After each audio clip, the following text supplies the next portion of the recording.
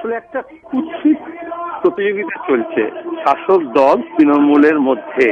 একেবারে সর্বোচ্চ নেত্রী যেভাবে বদলা নেব, দেখে নেব, ভোটের পরে, রেজাল্টের পরে সবাইকে আমি দেখে নেব, আমি খুন করব না, মানে মুখ্যমন্ত্রী শুধু খুন করার কথাটা বলছেন, কিন্তু তিনি করবেন না, তিনি বিচার করবেন খুনের।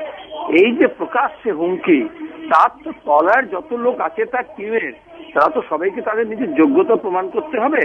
অনুব্রত মণ্ডল যখন তার নিজের দলেরই অন্য গোষ্ঠী এবং বিরোধীদের আক্রমণ করতে বলছেন, ঘর জ্বালাতে বলছেন, পুলিশের গাড়িতে বোমা মারতে বলছেন, এবং সেই অনুযায়ী যেরকম ভাবে দক্ষিণ 24 পরগনা, উত্তর 24 পরগনা, বর্ধমান এবং বীরভূমে বিস্তীর্ণ এলাকায় আমরা দেখছি ভোটের আগে এই বাজারটাকে এভাবে গরম ইচ্ছে করে করা হচ্ছে, খুব পরিকল্পিত ভাবে।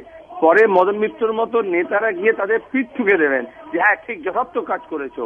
আর মনিরুল তো নিজে একজন খুনের আসামি ছিল, তাহলে খুনের আসামিকে যদি নেতা বানানো হয়, সে যে কাজে পটু সেই কাজই করবে। আজকে বলছে কংগ্রেসের নেতার মাথা দিতে তার কতক্ষণ লাগবে, পরে তো তৃণমূল নিজের মধ্যেও নিজের গোষ্ঠীরও মাথা নেবে।